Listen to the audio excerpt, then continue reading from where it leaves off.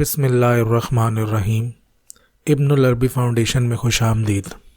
آج کی ہماری پوسٹ شیخ اکبر محی الدین محمد ابن العربی کی کتاب تدبیرات الہیہ کے مقدمے کے حوالے سے ہے، اور شیخ اکبر یہ مقدمہ پورے علم تصوف کے مقدمے کے طور پر لائے ہیں۔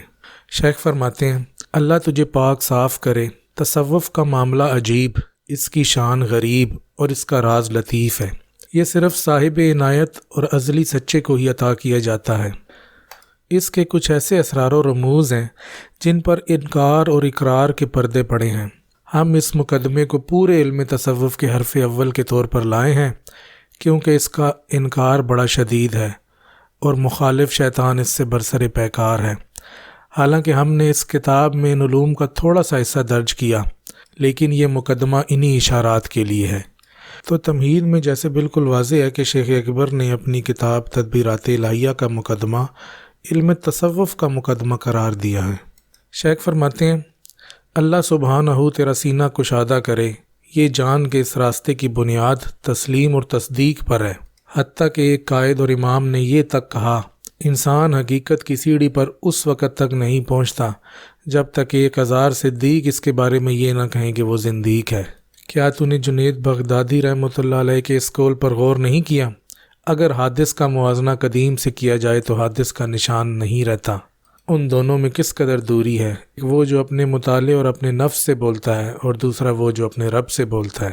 لہٰذا خارج سے دلیل کا طالب مت بن، تو واسطے کا محتاج ہوگا، بلکہ اسے اپنی ذات میں اپنے لیے کھوج، تجھے حق تجھ ہی میں ملے گا۔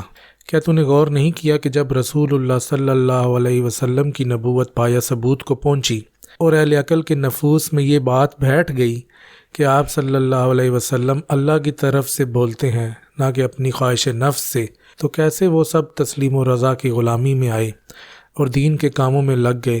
انہوں نے تو کبھی دلیل اور علت کے بارے میں نہیں پوچھا۔ بے شک آپ کے اصحاب آپ سے چیزوں کے بارے میں پوچھا کرتے تھے، یہاں تک کہ اللہ نے اس قول سے انہیں روک دیا، اے ایمان والو، ان چیزوں کے بارے میں مت پوچھو کہ اگر وہ تم پر ظاہر کی جائیں تو تمہیں برا لگے۔ ایک صحابی نے کہا، ہمیں رسول اللہ صلی اللہ علیہ وسلم سے سوال کرنے سے روک دیا گیا ہے۔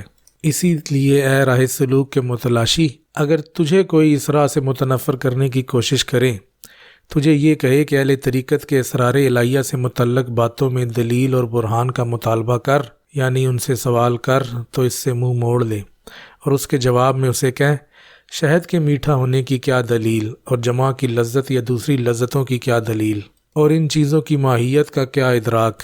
وہ شخص لازماً تجھے یہی کہے گا، یہ علم تو صرف ذوق سے ہی جانا جا سکتا ہے، نہ کوئی اس کی تعریف کر سکتا ہے اور نہ کوئی اس پر دلیل لا سکتا ہے۔ پھر اسے کہہ، تصوف کا علم بھی اسی طرح ہے، اور اسے ایک مثال سے سمجھا۔ اسے کہہ، اگر تو نے اپنے ہاتھ سے ایک گھر بنایا اور تیرے سوا کسی نے اسے نہ دیکھا، لیکن اس کا ذکر عام ہوا اور لوگوں میں اس کا چرچا ہوا، پھر تو نے اپنے کسی خاص بندے کو چنا، اسے اس گھر میں داخل کیا، یہاں تک کہ اس نے یہ گھر دیکھ لیا اور جان گیا کہ اس میں کیا کیا ہے۔ وہ لوگوں کے سامنے اس میں داخل ہوا اور باہر آ کر اس نے انہیں بتایا کہ اس گھر میں کیا کیا ہے، تو کیا اس سے یہ پوچھنا درست ہے کہ اس بات کی کیا دلیل ہے کہ یہ جگہ ویسی ہے جیسی تو نے ہمیں بتائی؟ یہ پوچھنا بالکل بھی درست نہیں۔ اگر کوئی یہ بات کرے گا تو لوگ اسے احمق اور بے وقوف ہی کہیں گے، اور کہیں گے کہ اس بات پر دلیل قائم نہیں ہو سکتی۔ ہم نے تو بس ایک شخص کو دیکھا جسے کسی صاحب نے اپنا گھر دکھایا اور باہر نکل کر لوگوں کو اس نے بتایا کہ اس نے اندر کیا کیا دیکھا۔ اب جس نے اس شخص کے ساتھ نیک گمان رکھا اور جس کے نزدیک وہ سچا تھا تو اس نے اس کی بات کو سچ جانا، اور جس نے ایسا نہیں رکھا تو اس پر یہ لازم بھی نہیں۔ لیکن کسی کو یہ حق نہیں پہنچتا کہ اس کی تکذیب کرے، اس کا انکار کرے۔ اگر تو بھی وہ سب دیکھنا چاہتا ہے جو اس شخص نے دیکھا تو صاحب مکان کے پاس جا اور اس سے اندر جانے کا تقاضا کر، وہ تجھے بھی اندر لے جائے اور تجھے بھی وہ سب کچھ دکھائے تاکہ تو بھی حقیقت جان لے۔ اس کے سوا تو کوئی طریقہ نہیں۔ اسی مثال کے بعد شیخ فرماتے ہیں، بھائی یہ بلند علم تقوی کا نتیجہ ہے۔ جب ہم کسی شخص کو اللہ کا تقوی اختیار کرتا دیکھیں کہ وہ اس کی حدود کا خیال رکھے، زہد، پرہیزگاری یا ان جیسی دیگر صفات سے متصف ہو، پھر اس کے بعد وہ کسی ایسے علم کی بات کرے جو ہماری سمجھ سے بالا تر ہے، جو اسے اللہ کی طرف سے عطا ہوا، تو ہم پر لازم ہے کہ اس کی بات کو سچ جانیں، اسے قبول کریں۔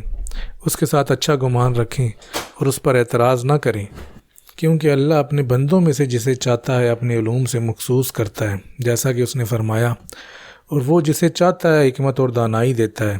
حضرت خضر علیہ السلام کے بارے میں فرمایا، اور ہم نے انہیں علم لدنی سکھایا، کیونکہ اللہ سے پوچھا نہیں جاتا جبکہ اس کے سوا ہر ایک سے پوچھا جاتا ہے۔ اس مثال میں شیخ اکبر نے یہ بات سمجھائی ہے کہ علم تصوف کا انکار یا اس کا رد کرنے والوں کو چاہیے کہ وہ بے وقوفوں کی طرح اس کا رد نہ کریں، بلکہ اگر وہ یہ علم سیکھنا چاہتے ہیں تو وہی طریقہ اختیار کریں جو ان لوگوں نے کیا، اللہ کا تقوی اختیار کریں، زہد اور پرہیزگاری اپنائیں، اور اس کے بعد اللہ اگر انہیں اپنے خاص علوم میں سے کوئی علم دے، اسے ہی علم تصوف کہتے ہیں، یہی علم حقیقت ہے۔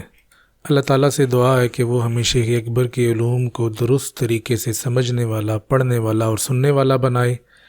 آمین یا رب العالمین۔